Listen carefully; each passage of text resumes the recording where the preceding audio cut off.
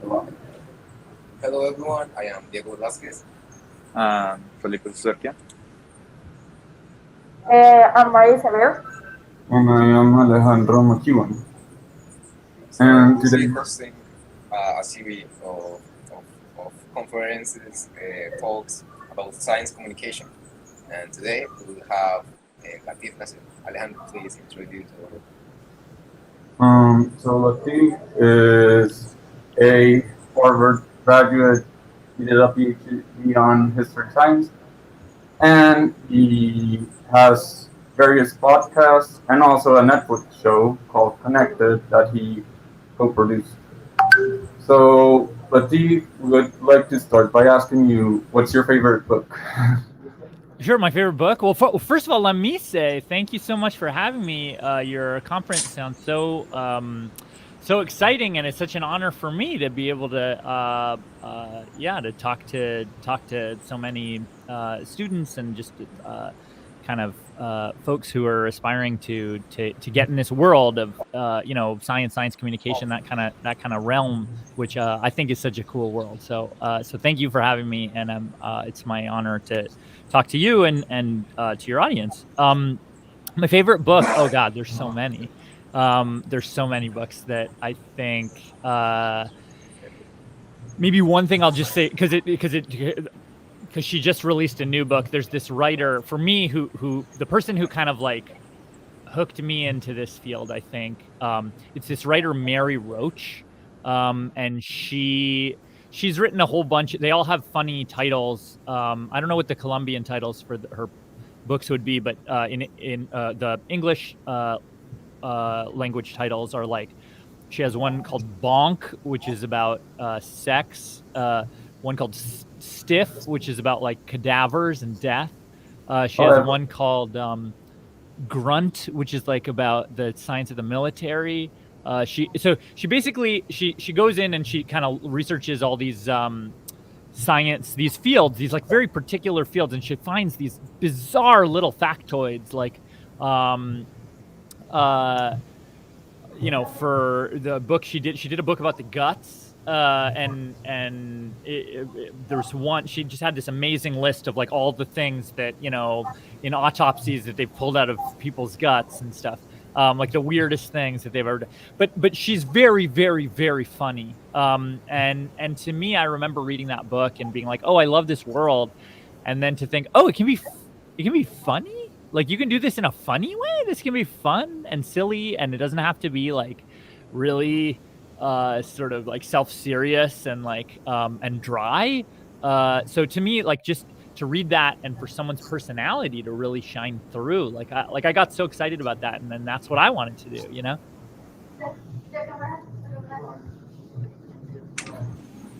It's perfect. We have like for our first questions. We were talking yesterday, like, wow, what could be asked him? So Yeah. what inspired you to talk about so many distant topics during Connected, and why did you choose these topics?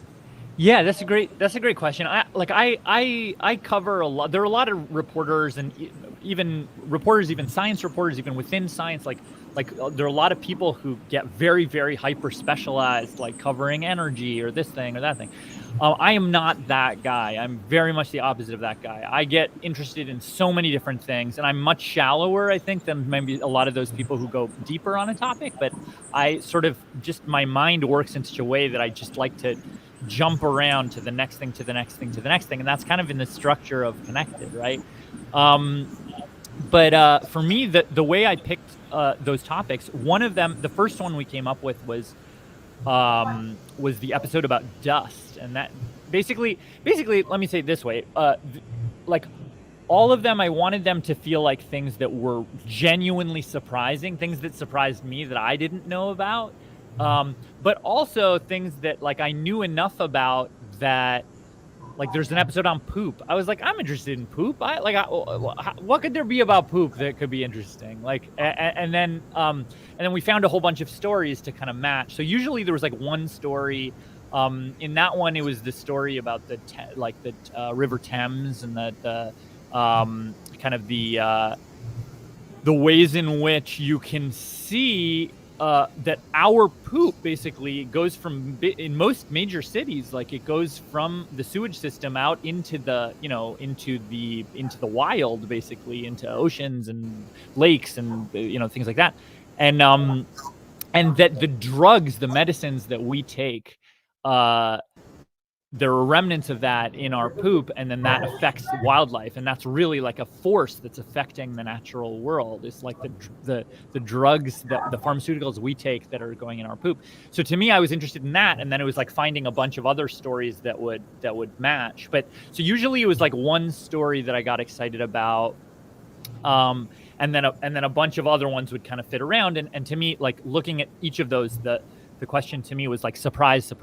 like which one is actually a surprise that I've never actually heard about, and that I would love to kind of to think about. Like I love thinking about poop. I don't know, maybe everybody does, maybe it's just me, but I love thinking about poop because there's so much in there, and it's been written off for so long, and all of a sudden now all these scientists are looking at this, in the last maybe a few decades or decade, scientists have been looking at this, at poop, and be like, wow, there's amazing stuff in here. And so to me, that's really cool and really exciting. Anyway, whatever, long-winded answer to say stuff that excites me and stuff that I think would be genuinely surprising both to me and to viewers.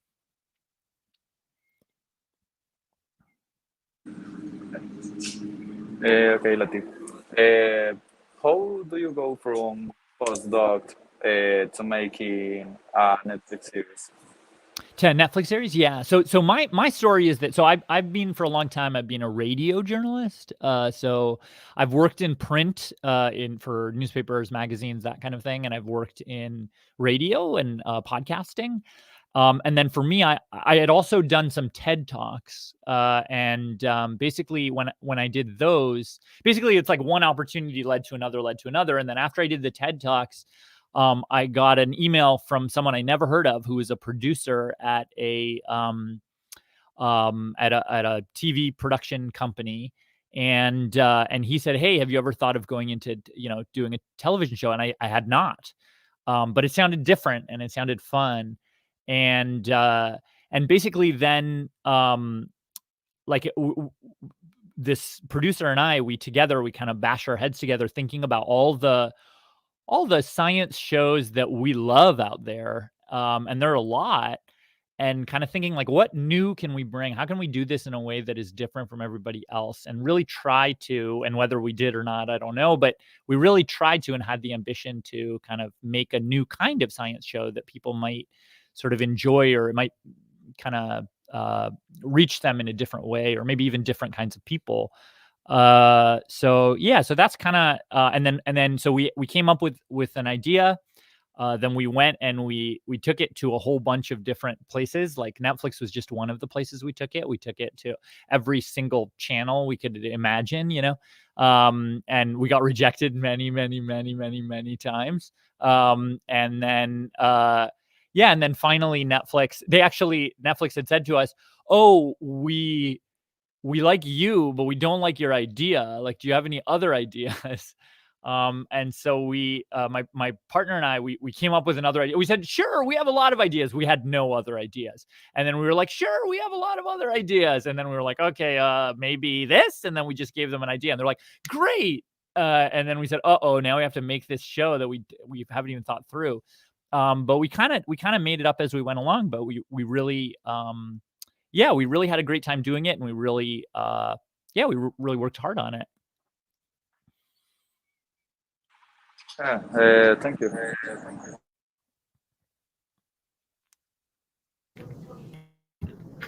Okay, thank you.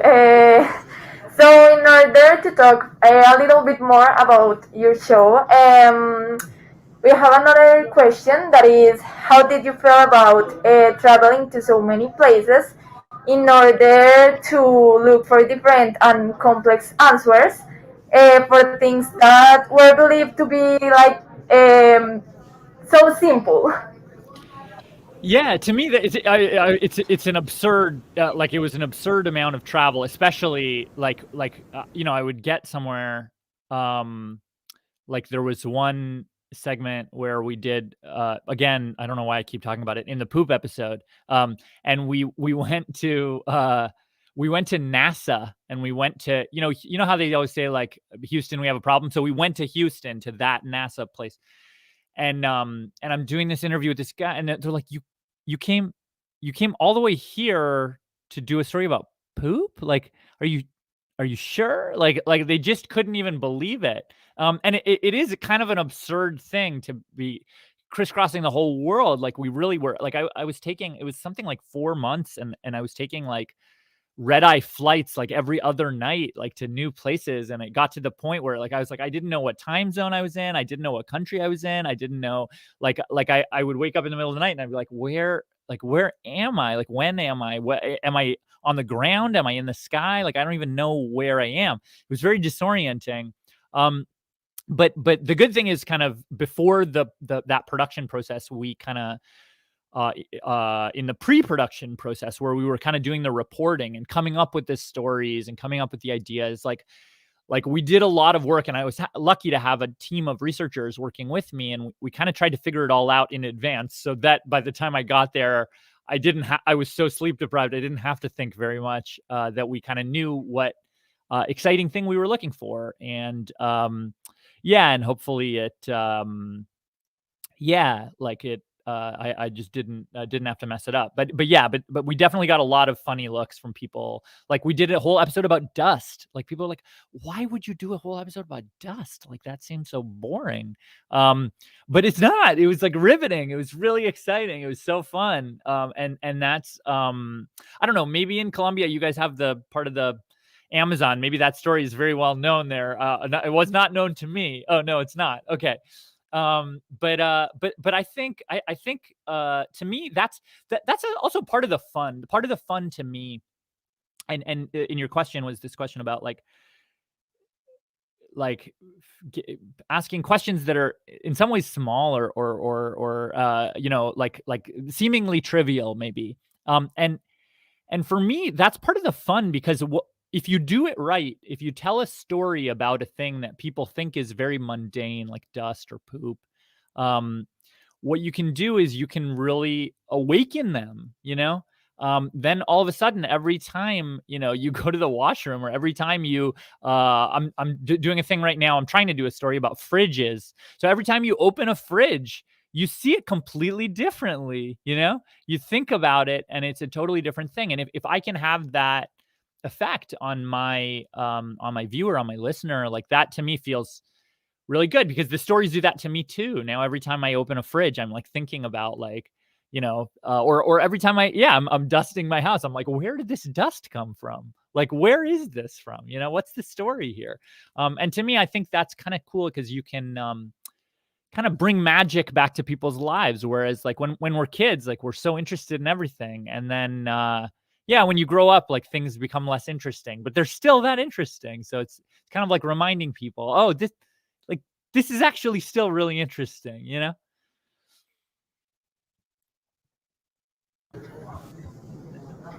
I wanted to follow up on that question. How do you, like, I know the stories are very interesting, but it's perspectives there. Like, how do you give the right perspective to the story? Because if you talk about dust, you can talk, oh, it's under everywhere and everything, but you made a whole story about it coming from the Sahara, through the sea, into the Amazon, and it basically making the Amazon. Yeah, that's the trick. To me, that's the trick. Like, because there is, I think there's probably, I mean, I'm under lowballing it here, but let's say there's 100,000 versions to do an hour-long episode about dust, and I would say 990,000 of those I would very much not want to watch, and would be very boring probably. But to me, the trick is it's like finding. You're exactly right. It's about perspective, and it's about setting up a question at the top that people, that they've never really thought about, or that like intrigues them. Or maybe it's a question like the way we talk about it at the show I work for, Radiolab. Like, it's like you give people a question that they didn't know they had. Like, people have that question, they just don't realize they have it. And when you ask it, then it's like, yeah, wait a second, you're right. a cloud weighs more than a whale, but how come it's just up there? Like, that is a really weird thing. Like, how does that work? And it's a thing that now all of a sudden, like, you need to go find out the answer. Like, how does that work exactly? So to me, part of it is at the beginning, kind of giving people the question to make them want to keep following you through the rest of the episode to get the answer. Another part of that is like finding to be like, okay, this is what I know about this, but what do I not know, and how can I push into stuff that actually feels fresh and surprising, and stuff I've never heard before, stuff I wasn't taught in school, stuff that actually, yeah, that I want to think about, and it doesn't feel like homework. It feels like, this is actually just, I don't know, like exploring and like having fun and like following my questions.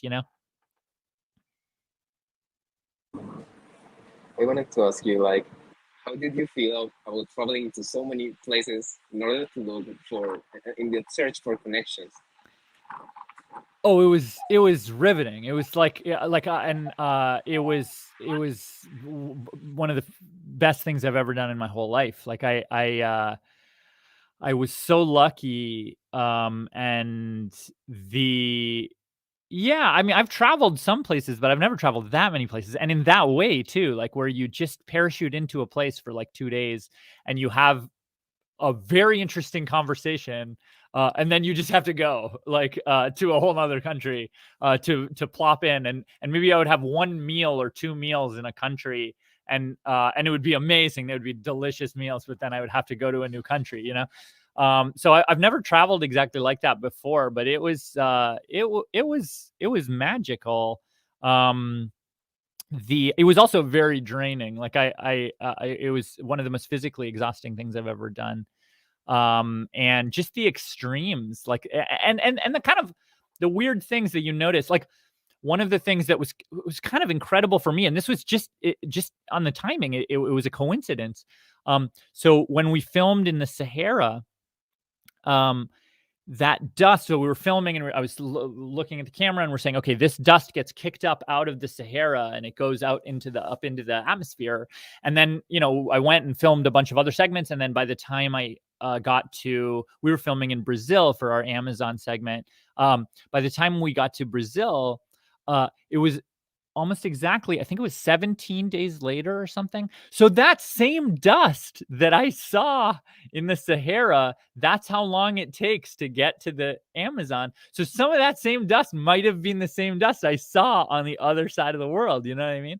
And so there were just some amazingly sort of serendipitous little, and one of the amazing things when we were in Brazil, another kind of thing that was kind of perfect about the Amazon, and we tried to put it in the episode and it didn't even fit.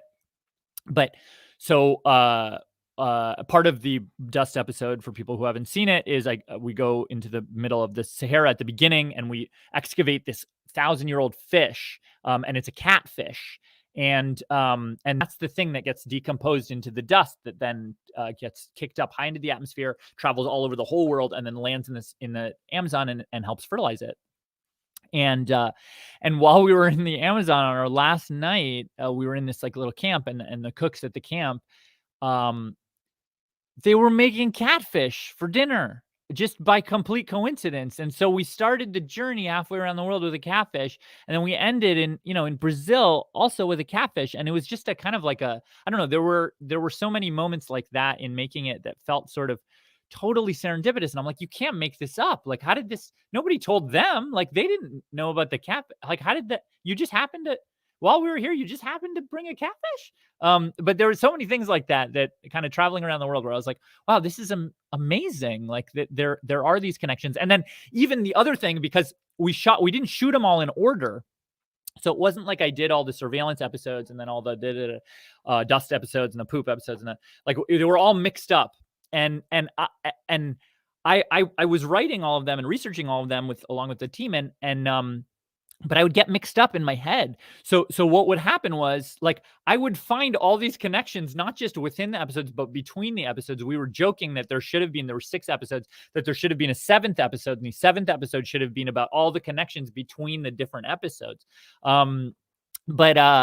Yeah, but it's kind of, I mean, like, to me, I think more than anything, I think the things that I like, it gave me so much, like, I think I don't know, the thesis of the show in a way, which is maybe an obvious thing, which is that everything is connected, but we kind of, in going out and kind of trying to find that, like I found that to be so much more true than I had inherently expected.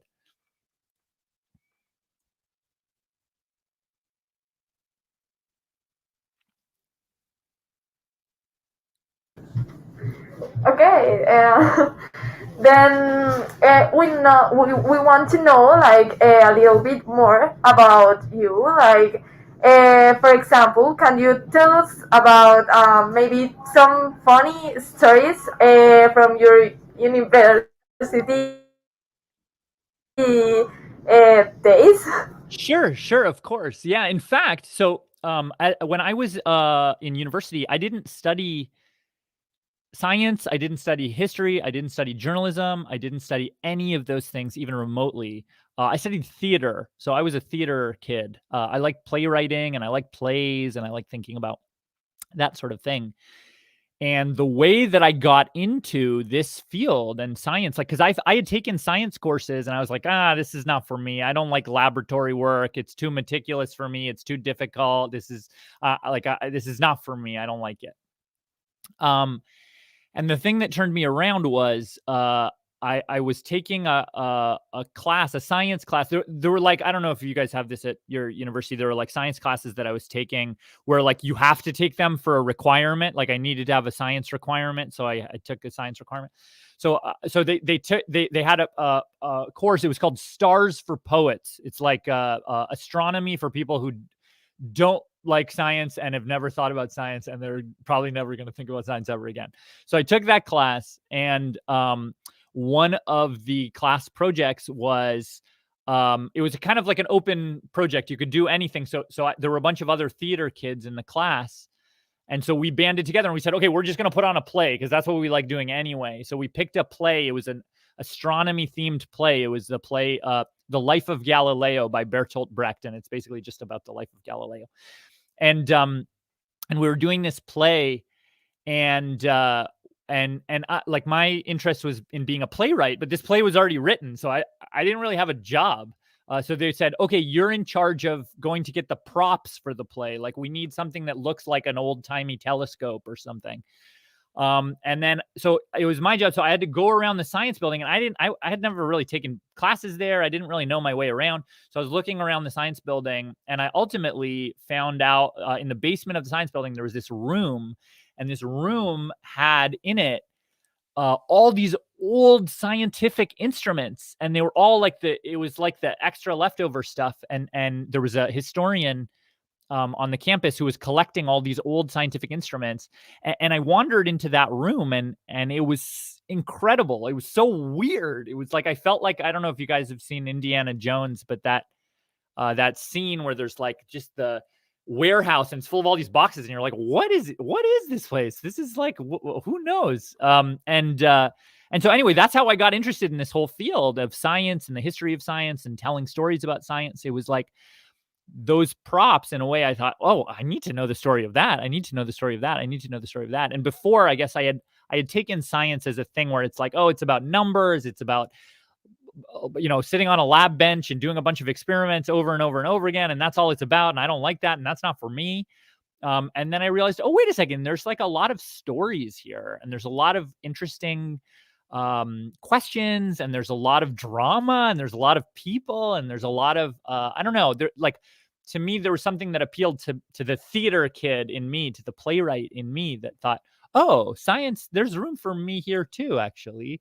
And I can engage in this in a way that I think is very beautiful and interesting. And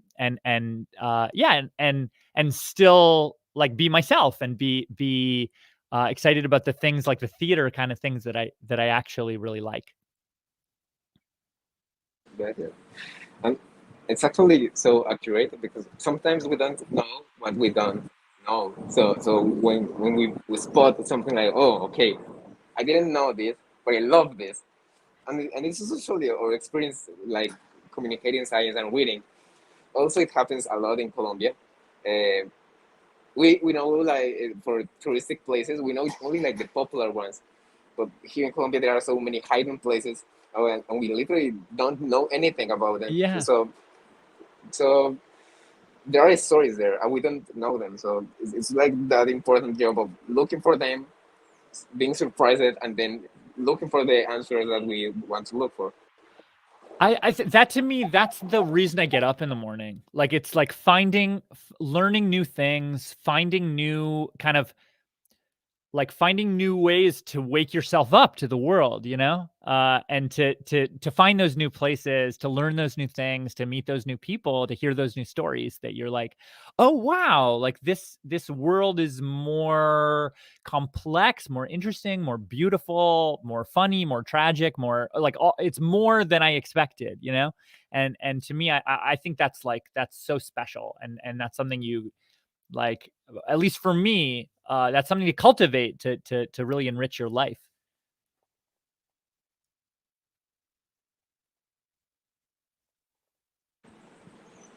Hi, Latif. I'm Katarina. Hi. So, hello. Definitely. I'm sorry for being late. I was in an exam, but I'm so honored to be here with you. I'm very interested in all of what you have to say, but specifically, I wanted to ask you, which is the greatest challenge you have faced in your career so far? Yeah, there have been a number. I think for me, the greatest challenge I constantly face is, for me. I mean, like there are a lot of people in my field who have faced far greater challenges than me, but I think for me that the challenge I constantly face is one of like I'm someone who finds everything interesting, and I find everything interesting, and I wanna do so much, but I also have to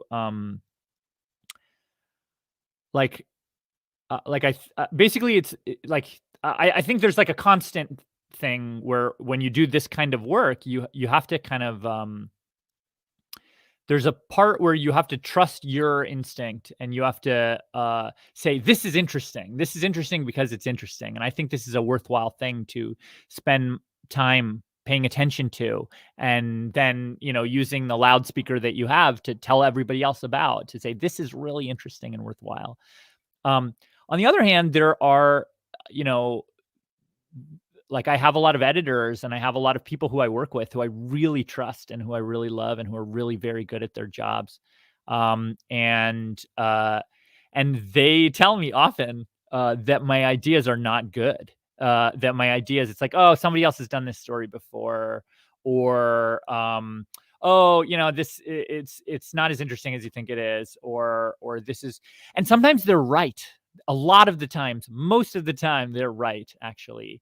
And so for me, I think it's like and it's not a specific moment or anything. It's like, but I think every story I've worked on, every story I've ever pitched, which is way more stories than the ones I've actually worked on. To me, I think that the biggest challenge I have is like knowing when to really dig my heels in and say, this is a great story and we need to do it. And I want to do it no matter what anybody else thinks, or to say, you know what, everybody else, you're right. Even though I'm interested in this, I'm just going to be quiet, and I'm just going to keep my interest to myself. And that's okay.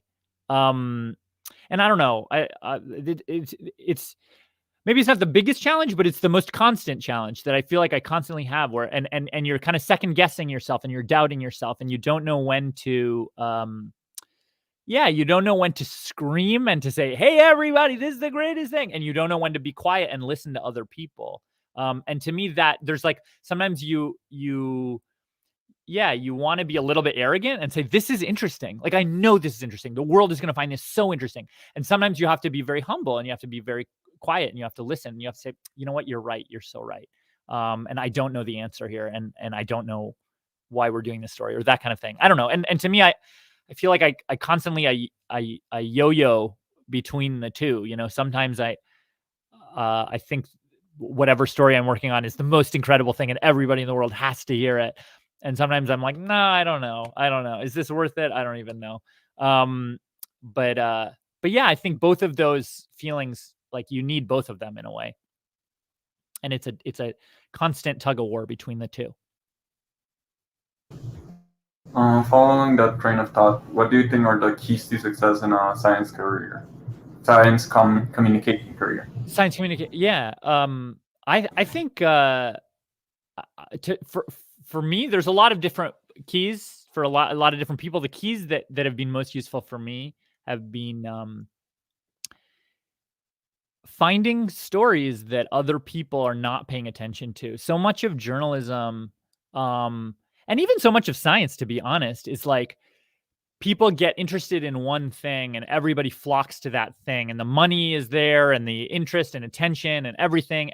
Like everybody just flocks to the thing that everybody else is paying attention to.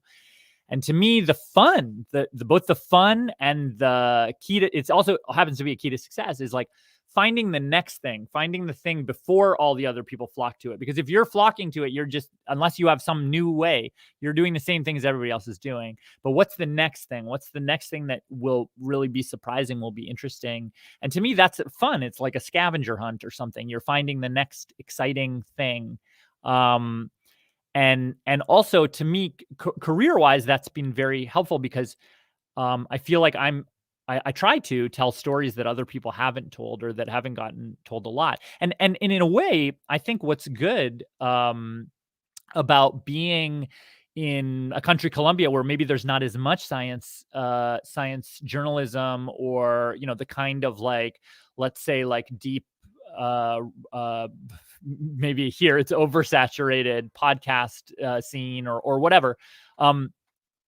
If you do feel like you're sort of, this genre is sort of underrepresented, that's great, because that means, it's annoying because you can't consume the stuff you love, but it's great because there's a lot of opportunity there for you to say, okay, look, I'm gonna walk around, I'm gonna go to those places that Diego mentioned that nobody else is going to and nobody else knows about, and I'm gonna go there, and I think I'll find some stories there. I'll find some exciting things to talk about that nobody else has really been paying attention to.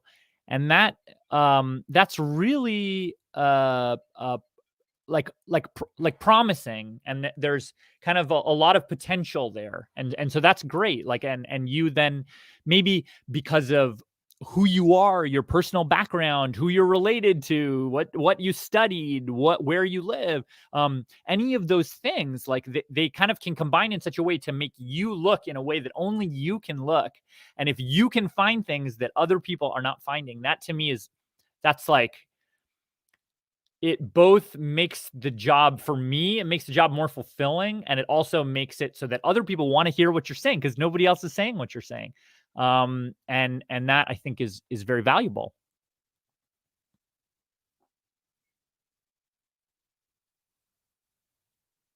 In fact, this is a problem that we as a student chapter focused on science communication face, because sometimes we don't know how to make people interested in something we know that they will love.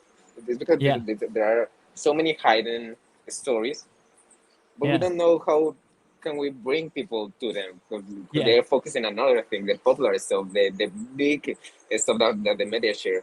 Because we usually experience that a lot, so we can relate.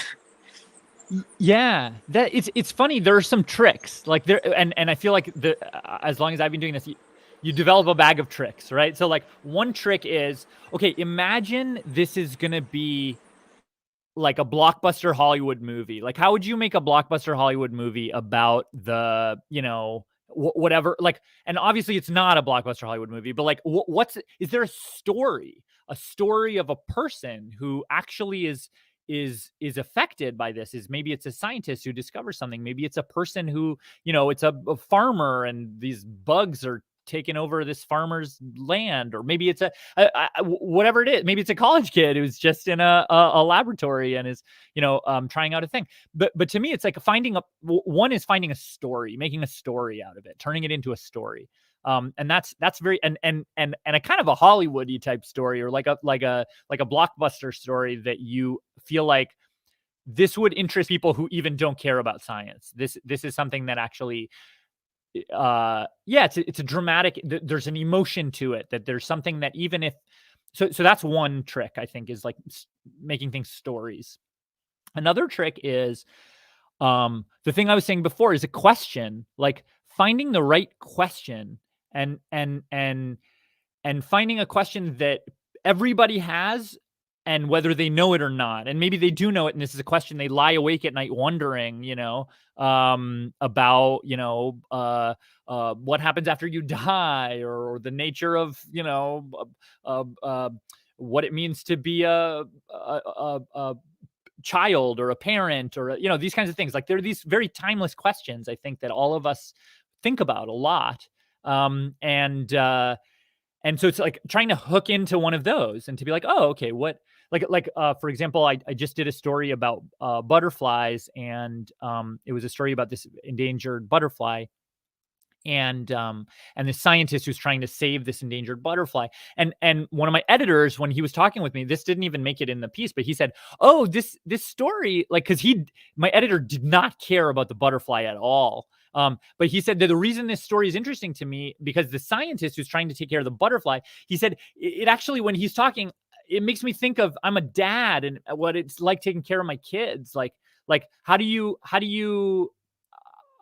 let this thing that's in your control, how do you let it flourish, and how do you not, snuff it out, basically?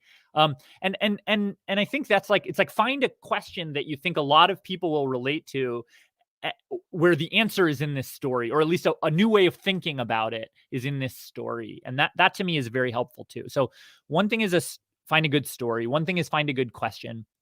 Another trick is and so for me, at working in both TV and audio, is to be there at the dramatic moment. You know what I mean? Like, it's like, find the moment where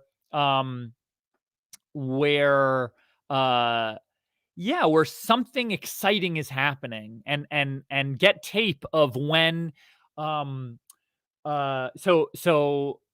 for example, this butterfly that I was doing a story about, it's a very strange story where the butterfly can only be found on a military base, and in particular, this endangered butterfly, the only place in the whole world you can find it is on the artillery testing range of the military base. So where they explode all the bombs and the grenades and the rockets and this thing. So this butterfly only seems to want to live there. And so for me, like, what was exciting to me was I got the tape of the scientist who once a year or twice a year, they shut down the bombing, because otherwise sometimes the bombing is going 24 hours a day, 7 days a week. So they shut down the bombing just so that the scientist can go out and find the butterfly. And so I got the tape of the scientist, and as he's walking, and then he sees a bomb, and he's like, uh-oh. And like, hearing that tape to me is very, very satisfying, right? Because you're at a moment where something dramatic is happening. You don't know what's going to happen next. It's very exciting because you know why he's doing this. He's sort of, in some weird way, he's putting his life in danger to help save the life of these butterflies. But you're like, what is going? So sometimes there's a dramatic moment, or a dramatic, or even and it's an absurd moment, right? Like it's an absurd moment of this guy, and he's stepping over a giant bomb, a mortar shell or something, so that he can get to this butterfly.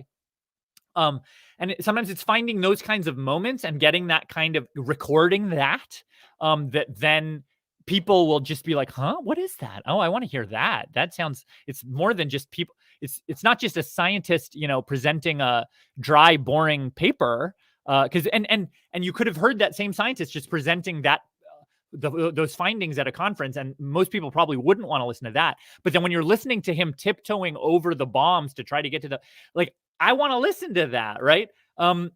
So to me, I think 3 of the best tips are: find a story, find a good question, and let this, even if it doesn't answer the question, it'll make you see the question in a new way. And then the third thing is getting kind of close to the action, getting the footage, getting kind of something that seems exciting and different and absurd and maybe tragic too, but like being there right at the moment when something really dramatic happens and getting that on tape and somehow being able to, or even not on tape if you're a print reporter or something, just being able to describe the moment when it all went wrong, or the moment when it all went so great, or the moment when my experiment just exploded in my lab or something, just the dramatic moments and what was that like, to be there at that time. So that kind of thing. Okay, that's so cool.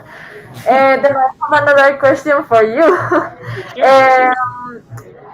Maybe taking into account like everything you said, what do you think is the most important thing that a person who wants to follow the exploration or the scientific way needs? Like, for example, maybe enthusiasm or maybe curiosity. What do you think?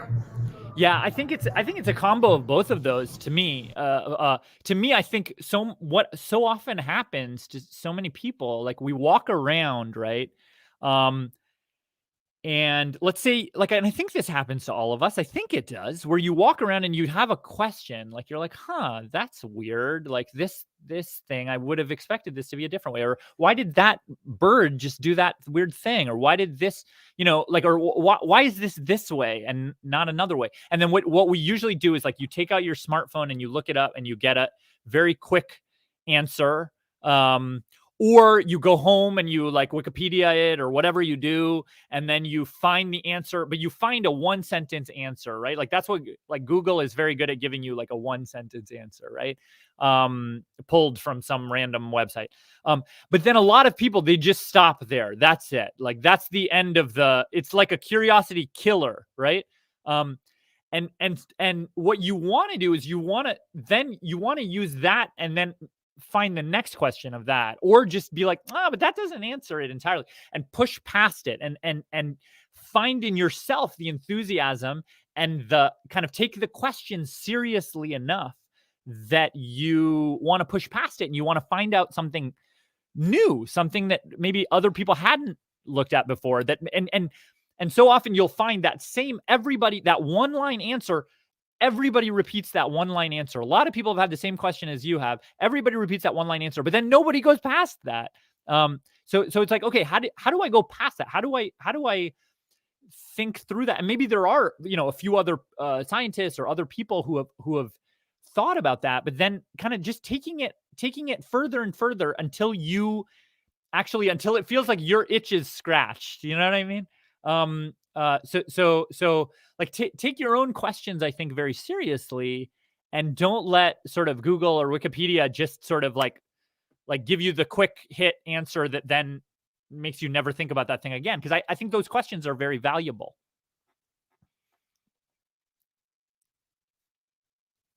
I hope that answers your question.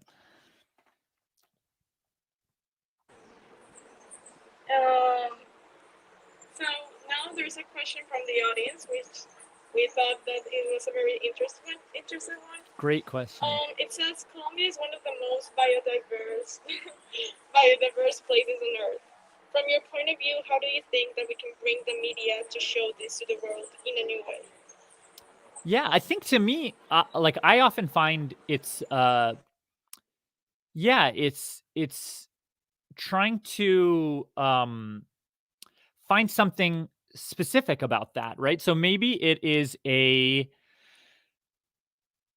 a single creature that you're like, oh wow, look at this really interesting creature, and either the stories you usually hear will be like, oh no, this creature that we all love and look how interesting it is, and it's in trouble, or conversely, it's, oh, this creature, wow, it taught us this new thing, and now we have some new invention that that we're getting because we used the webbed toes of this creature to, in some engineering way to come up with some new invention or whatever, which are, both of those are stories, and they're good, decent stories, but they're very usual stories. To me, I would look for especially to highlight that biodiversity, like what are interesting things that are happening? What are interesting ecological stories that are not what you would expect? Like what are things that there's a lot about obviously fires in the Amazon or people, clear cutting the Amazon for farming land and that sort of thing. But like, are there other stories to highlight that biodiversity? Are there other stories where you're like, oh, look, here's something that is so interesting, and that I think the density of the number of species in this, in this zone or this area, or the way in which humans are interacting with this natural world, or the way, this creature is interacting with that creature, or this new creature that's coming in from over there. And this is like, I think thinking about it in story terms, right? Like, it's like, instead of like uh, like, okay, this new frog is now in this new type of ecosystem. Think about it in the same way as you'd think of, okay, a new person is moving into the neighborhood, and what's going to happen? How's that going to change the dynamics? I think thinking about it in terms of, like what are the very specific, interesting stories you can kind of nail down, and to me, the trick to finding those is like, what are the things that are surprising to you? What are the things that you think you're like, oh, this is not what I expected? And maybe it's better, and maybe it's worse, and maybe it's weirder, and maybe it's sadder, and maybe it's funnier, or whatever. But it's like trying to use your own gauge of, oh, this is not what I expected. This is going a different way. And I think it's pointing at something bigger. Like it's finding that. But I do think that's a very fruitful way to go. And in fact, I do think like the question of biodiversity, I think that's one of the biggest stories on the planet right now. And I think highlighting that, like, I think doing stories about that is very, very worthwhile.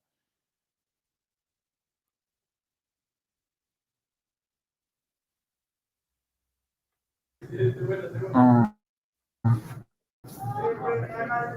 a question I think that is very interesting, a very interesting part of your career is that you change so much, of course. Like, first you were in theater, then you're like, no, I want to do science history, and then, no, I want to do a podcast and Netflix and communication. How did you convince other people to go along with this? Because I can't imagine it was easy to get admitted to a science history PhD with a theater major. Right. I think to me, the thing that I have found, is that in general, it's like kind of a combination of two things. And this has been true for me. I don't know. There are different people who have different experiences, but for me, it's a combo of two things. One is, whenever you go to one of these new environments, you have to, it's actually maybe three things. One is, you have to sort of show that you have a baseline of credibility, that you're not just a kind of crank off the street who like just doesn't understand anything. And it's, so if you kind of can establish as sort of a baseline, and often, I mean, if you were at a university, in some way you are sort of proving that you have that baseline credibility, and that you're a kind of a rational actor in a way. A second thing is an enthusiasm. Like, people tend to, if you get really excited about what people are also really excited about, people tend to listen, to be like, if you come to someone and say, hey, I have an idea, this is so cool, and I think what you do is so cool, and look, like, I think there's this other really cool thing that you could do, or we could do, or that someone should do, because it's so interesting. People, if you have genuine enthusiasm, and you can show that it's not sort of just a kind of a phony lip service. If you're like, no, I'm really interested in this. People, it tends to open doors. People say, oh, wait a second. Oh, you are? And everybody's emailable. Just write a really good email, and show how kind of genuinely enthusiastic you are. So to me, it's like baseline credibility, genuine enthusiasm. And then the third ingredient is a kind of the humility to basically start from scratch, to me, I find that very invigorating and thrilling. But basically, you have to start from the beginning, and you have to know you're starting from the beginning again, and to be like, oh, okay, I have to learn. There's a whole medium here. Even from going from podcasts to television, for me, knowing like I don't know anything. I realized on that I told often I would tell the cinematographers and directors of photography on our show that like I was like I in making this TV show, I realized I don't even know how to use my eyes. I feel like I've never used my eyes before in my whole life. Because you're going into a new medium or you're going into a new domain. And you have to realize, oh, like there's a lot of really smart people who've been doing this for a long time before me, and I have a lot to learn. And so coming in kind of hungry, excited, eager to learn, and you can make your own mark too, hopefully. But there's a lot to learn, and coming in knowing that you don't have all the answers right off the bat. So to me, if you can kind of come in, show that you're a somewhat reasonable person, that you are actually genuinely interested, and you're humble enough to learn. You don't think have all the answers. I think it's those combo of those three things to me help me jump from a world I've never been into from a world I'm very comfortable in to a world I've never been into. Yeah, and I hope to keep doing that. Like I want to keep jumping to totally new worlds, because I think that's, I don't know, there's something very exciting about that, something very liberating about that. And yeah, and you just learn so much more doing that kind of thing, to me, for my for I don't know, the way my brain works.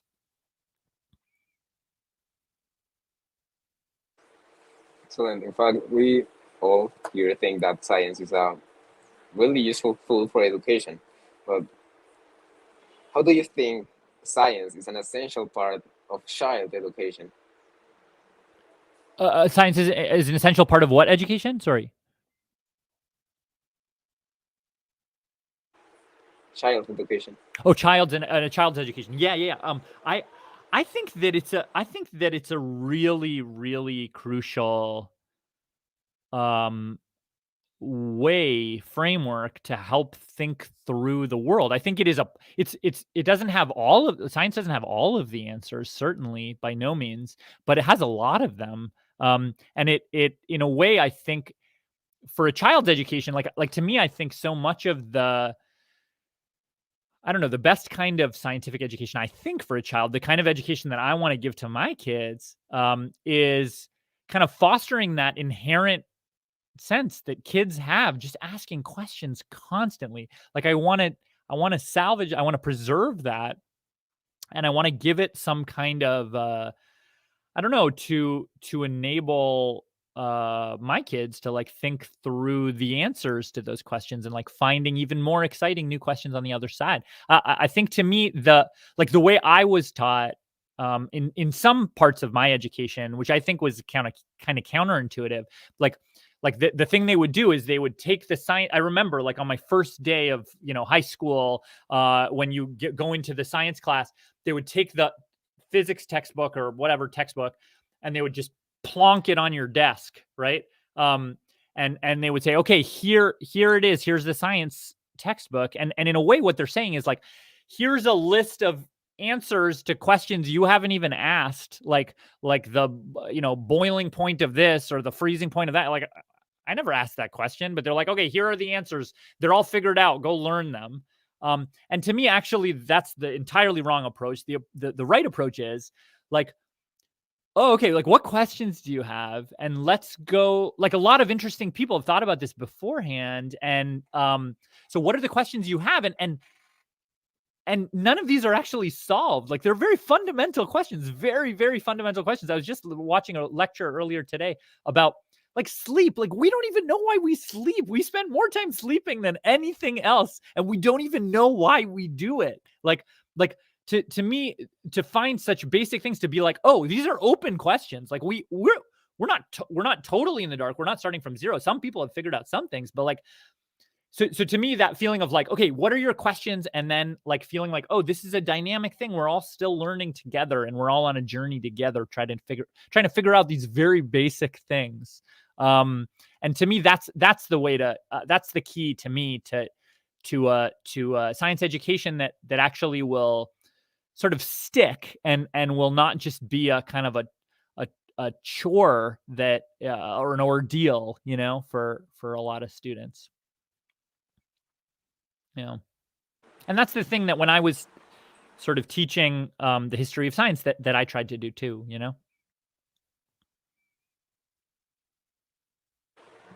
that's very interesting because you can actually get very surprised by what children have to say about science. Oh, Like they have such a big imagination that not a grown-up has. yeah. It's so interesting. Yeah, it's a very cool experience to talk about science with a child. Oh, it's so great. It's so exciting and weird and funny and yeah, there's just like I don't know. I think like, and to me that's one of the best joys I've had in becoming a parent is like seeing that, like hearing those kinds of questions and realizing, oh yeah, there's, that's a, like, I thought I knew the answer to that, but actually no, I don't at all. I actually have no idea. And as a dad, like I feel dumb constantly. I feel dumb all the time because I'm like, I don't. That's a great. I have no idea. Like, let's go figure it out together, I guess. Like, but to me, I don't know. I think that's like a, yeah, that's a big proportion of my day. I feel like me just what I just did for you. I do that again and again every single day. Wow, that's very nice to hear coming from a parent. Okay, so the next question that I have for you is coming back to the topic of connected. In all of your experiences lived throughout the process of making it, which one was your favorite one? And why? Which episode or which segment or? No, like, yeah, which episode or Which what episode? experience in general? Yeah, I think to me, making the dust episode in particular really stuck with me because there were several reasons. One was, I mean, I got to travel to some of the most beautiful, interesting places I think on planet Earth. But also part of it, I think, is it's also around the same time. A friend of mine who was very young, surprisingly, passed away in a way that was very, it really was difficult for me. And that story, it's really a story about life and death and about how, I don't know, there's a kind of incredible, like that catfish, the thing we were talking about before, like that catfish, dying thousands of years ago. And like, who could ever have imagined, definitely not the catfish, that thousands of years later, it would be halfway around the world fertilizing, the most, one of, if not the most biodiverse places on the planet. Like that's astonishing. Like you can't make that up. But and so from a science point of view, it's really interesting and valuable. But to me, there was a kind of an emotional place that it hit me, where I don't know, it just sort of helps you come to terms, I guess, with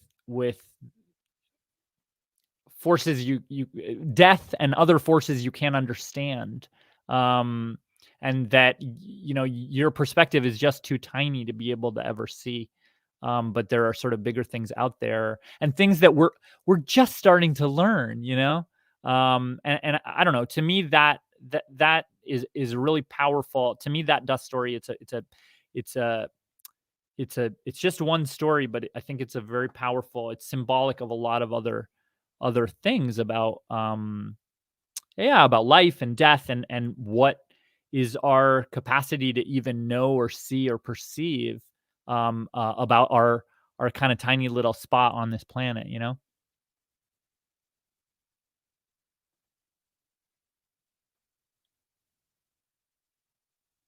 Yeah, so that one's my favorite. Well, now I'm going to tell you something about me. As you can see, I'm going to tell you that I study geology. Amazing. And the most I study, the more things I discover that like work together. So I would like to ask you something about that. Do you consider that everything like on the planet, on our world, is connected, and why do you think, or why do you believe this, Yeah. that everything is connected?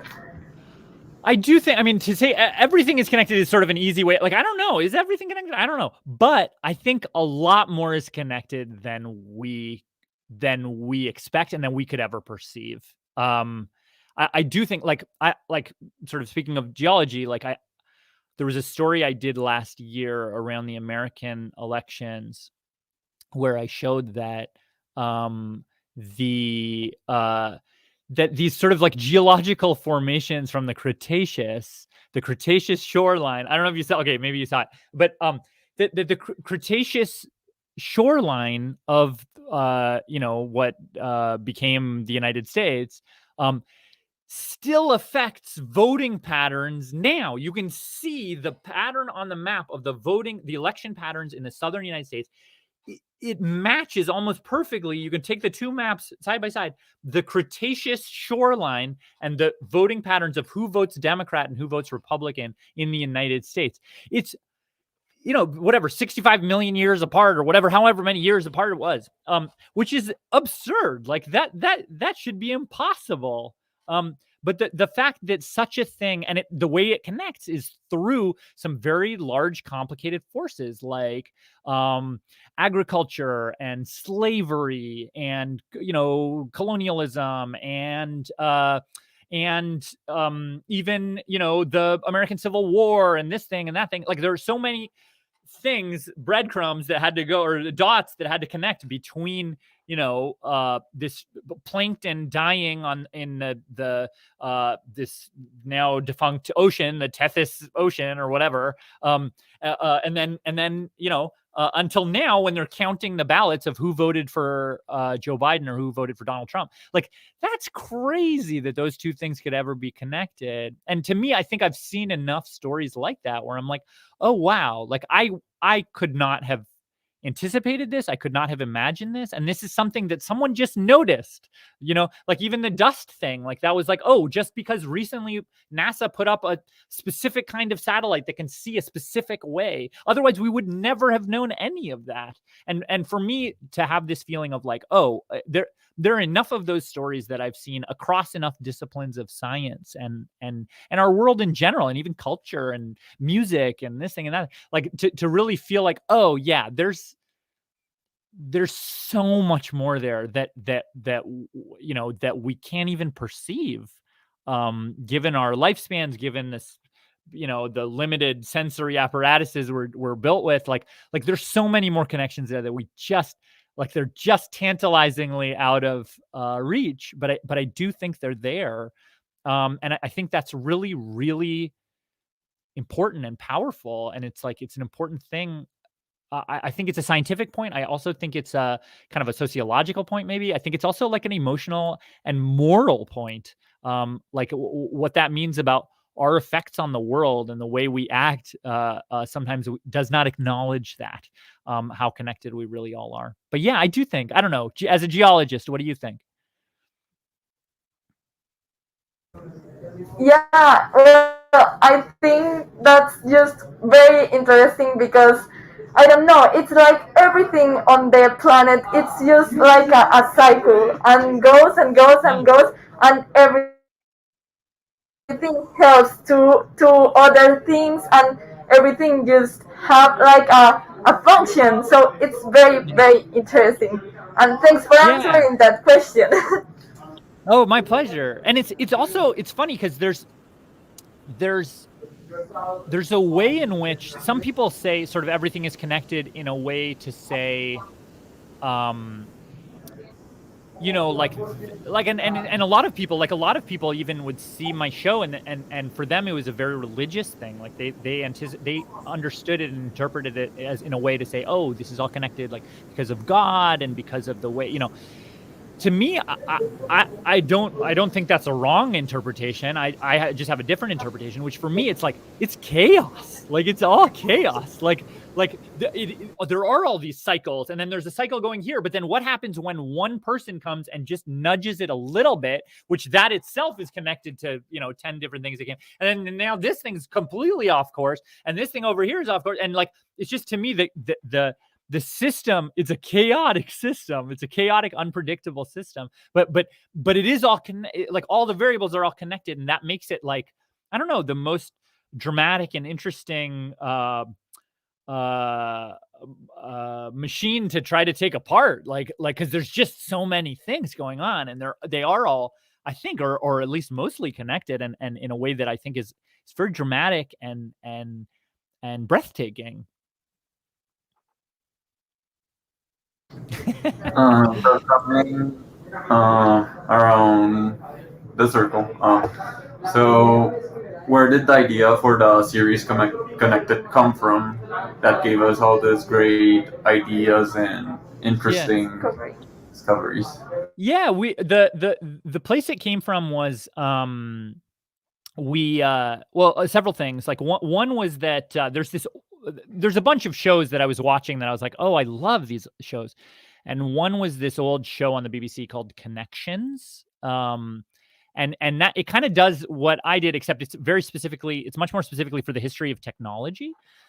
So it's like, oh, look, like here's a loom, and the loom becomes this thing, and that becomes a computer, and that becomes a phone, and that becomes so it was about technology. But my show, I think, was a little bit more diffuse than that. But to me, in general, even more than that, the thing that I wanted it to feel like, and we talked about this early on, the producer and I, his name's Eric Osterholm, and I, who made the show together. The thing we wanted it to feel like was like less like a science lesson, less like a lecture, less like okay, here's a topic, and I'm going to talk to you about this topic in this very comprehensive way.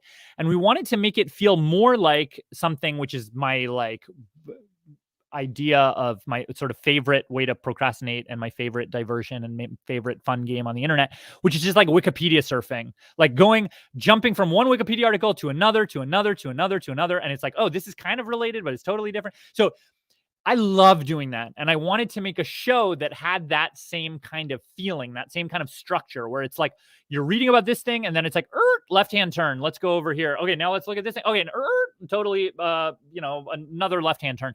And just trying to find enough ways that it feels like it's different and strange enough, but there is a through line, sort of, and then hopefully in a way that it all comes together at the end to say something bigger than just the sum of the parts, So really it's kind of, in a way, it was inspired by Wikipedia, I think. That's so funny. Actually, with my friends, we play a little game sometimes that is Wikipedia pages, that it's going from one Wikipedia page to another by only the links inside Wikipedia, and you learn a lot about connections between different things and like different links you can access.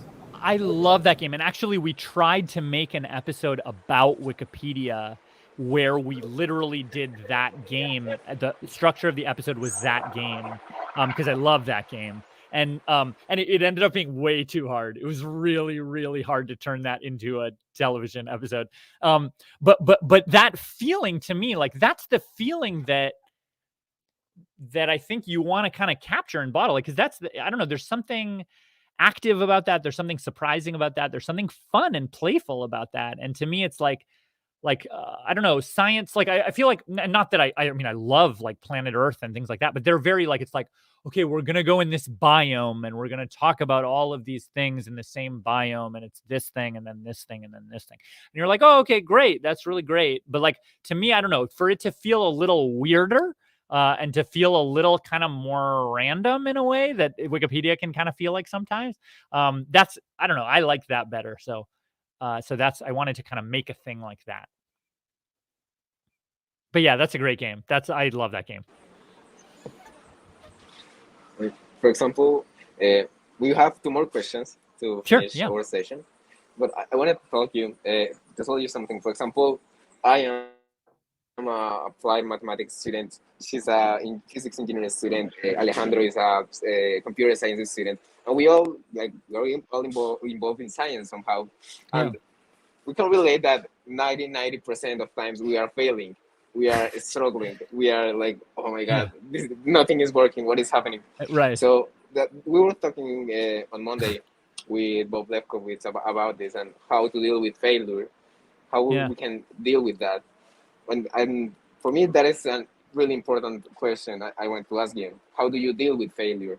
Oh, God, I love that question. There was a while ago, there was a thing on, I think it was Twitter, I saw it, where people were like scientists and all different kinds of experts were making, I forget what they called it, but it's like a photo negative CV where instead of usually on a CV, you just say all the impressive things you've done. But these CVs, it would be literally all the things you failed. And they're just like it's like I applied to this thing and didn't get it. I applied to this job and I didn't get it. I submitted a paper to this journal and they wouldn't publish it. Like, and it's funny because you're right. It's like 90% of it's much more than the successes. It's way more. And I think that's like, it's funny because even in certain, for instance, in my field, right? Like in journalism, like so much of journalism is like you make a bunch of calls, you do a bunch of investigation, and then you get sometimes nothing, and then it fizzles out. Or if you do, then you get the headline of it, and it doesn't say how many calls you had to make and hang up on before you finally got to the call where you finally got the information. And then the article comes out, let's say in a newspaper or something, and the first line is just the takeaway. It's like, oh, here's the thing. I did all of this work that is all going to be hidden, all the failure, all the stories that didn't get to be in the paper, and the phone calls where the stuff was not interesting that got said, that like none of that made it into the paper. Just this made it into the paper, right? And I think you're right. Like so much of it is failure. I pitch more stories that fail than stories that succeed. And for me, I think that's to me, I think there's two ways that I've dealt with that. One is it's just a mindset thing. You have to kind of be okay with that. Like that's just part of the game. And in a way, if you frame it, like for me, if you frame it as a big scavenger hunt, right? If you frame it as that's part of the game, those failures are a lot less, you take them less personally. If you know that inevitably you're going to fail sometimes, it makes it easier to emotionally reckon with it. And then it also makes you realize like, oh, okay, why did I fail this time? Like, let me learn from, it's a learning experience every time. And to me, that's about framing it before you go in. Because then once you frame it that way, then you know it's coming. You know what I mean? And then it's less like a rug pulled out from under you, and it's more like oh yeah, you're right. You know what? You're right. Now that you mention it, let me go try this again. I'm gonna just go try this again. Let me see if I could do that better this time. Like, if it's a game, and it's less personal and it's more like you're honing a craft. So that's one thing.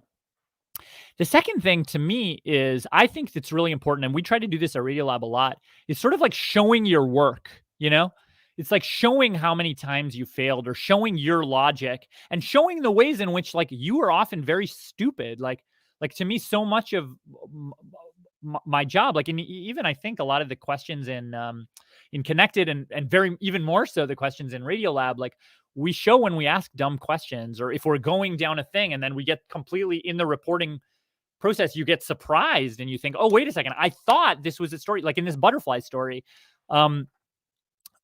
we for a whole bunch of it, we're following this guy, this scientist who's like, trying to protect this thing. And then somebody else comes in and is like, nah, we should just let it. The guy who discovered the butterfly says, nah, we should just let it die. Who cares? It's okay. We don't even need this butterfly. And so for me to be like, huh, what? And to kind of then incorporate that into this story, I think that's like, to me, that's the more intellectually honest thing to do, to say, look, like here,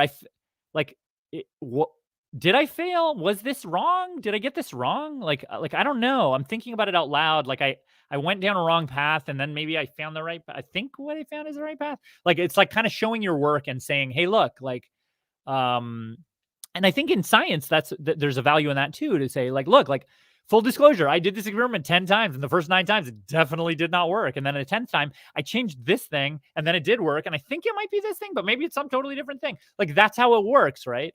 And I think showing your work, that's showing your failures. There's something more intellectually honest about that. And then also it kind of sets the bar. So everyone is like, oh, we're all failing all the time. That's okay. It's okay to fail. Again, it's not personal. It's not about me. I'm not the only idiot here. We're all idiots.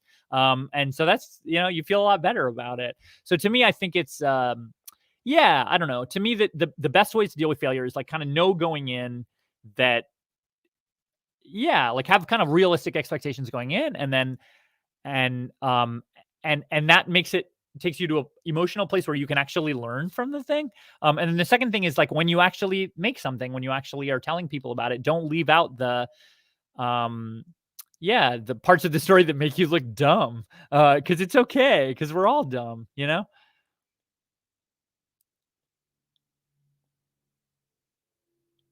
Me especially. I am the Okay, dumbest. Yeah, but yeah, please. Latif,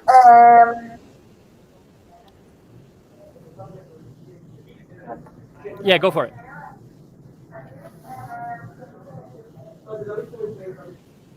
okay, Latif. Now we sadly have the last question for you today, and it was made by Juan Pablo Diaz. He wants to know how you want to inspire other people with your work. Yeah, I think to me, the hope I have is to kind of the thing I was talking about a little bit earlier. Like, I want people to hear my stories or watch my stories, and then to feel like in a way that it kind of wakes them up a little bit to something that they had written off. You know what I mean? Like so that they can walk around and look at the world, and maybe it's the dust or the poop or the this thing or the that thing, and to feel like, oh, this is more interesting and alive and beautiful or tragic or something. I mean, to me, I think it's like we all, almost by necessity, we walk around like sort of on autopilot, like taking for granted so many things around us.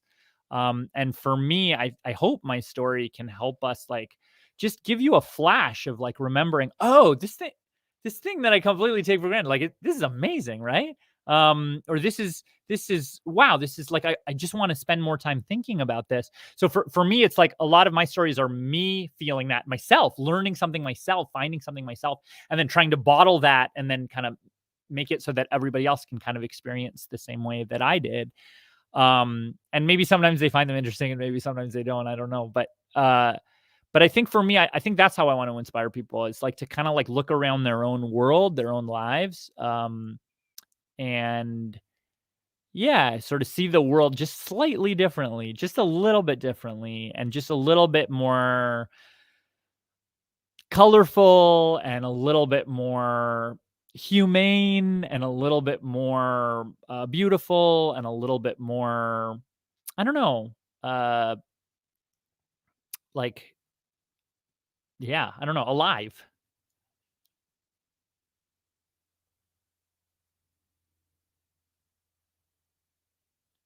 This is all maybe very cliche. I don't know. Maybe I'm just rambling and I'm yeah. But anyway, that's what I try to do. Yeah. I think it's great that you have such a beautiful way to like inspire other people. Thank you for your time, Latif. It really has been great. You can listen to Latif's podcast in Radio Lab and the other Latif. And also you can watch Connected on Netflix. Thank you very much, Latif. Well, yeah, let me just say one thing to to all you four, but also to your audience out there who I know are kind of aspiring scientists and aspiring science communicators, which is like, like we need you guys. We really need you guys. This is a really exciting time, but it's also a really terrifying time, as you know, as you well know.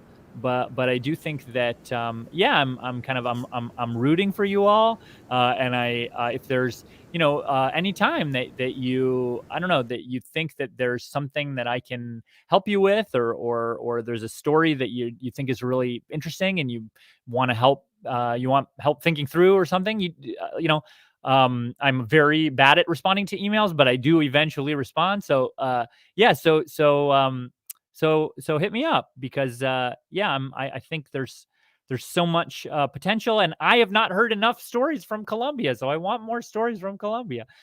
So send me yeah. So anyway, so I'm rooting for you is all to say. Yeah, we just want to say thank you. We're so glad to have you here, to count with you today, and you're welcome here in Colombia, whatever you want. That would be great. That would be So great. yeah, that's all. Thank you so much for your time. Thank you all. I really had a great time, and I'm so honored. Thanks for having me. Yeah, no, it's an honor to have you here, honestly. Thank you so much, Thank and you. yeah, we will try to send you some stories. We will. We will Thank you send very you some much. stories. Cool. Do it. Bye. Do it. All right. Okay. Thank you. Bye. Bye.